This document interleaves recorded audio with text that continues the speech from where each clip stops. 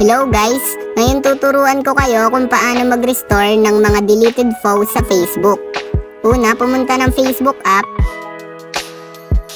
Then, ayan, nandito na tayo sa Facebook app. Then, next step is, pumunta tayo ng profile natin.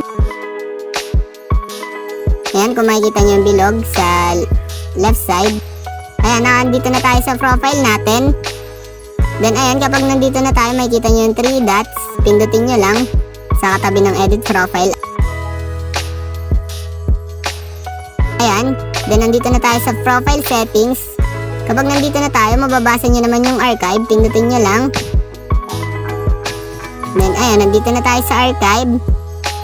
Then, kasunod naman ito, mababasa nyo yung trash. Pindutin lang natin yung trash. Ayan. Then, ito yung ating deleted na post.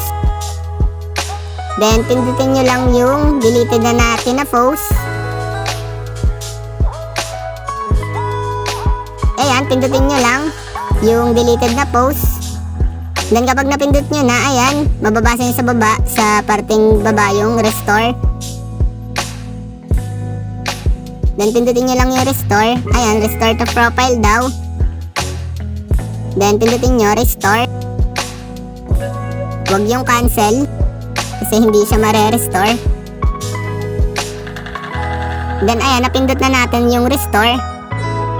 Ayan, restoring item to profile. Ayan, back natin. Titingnan natin kung naka-restore na nga. Ayan, kung makikita nyo naman, hindi pa siya naka-restore. Hindi nyo pa makikita. Then, i-refresh nyo lang. Ayan, refresh lang muna natin. Then, bumalik ulit tayo. Ayan, kung makikita nyo, naka-restore na siya. Ayun, ganun lang kadali mag-restore ng mga deleted posts dito sa Facebook. Ayun lang, thanks for watching. Subscribe me for more videos like this. Thank you!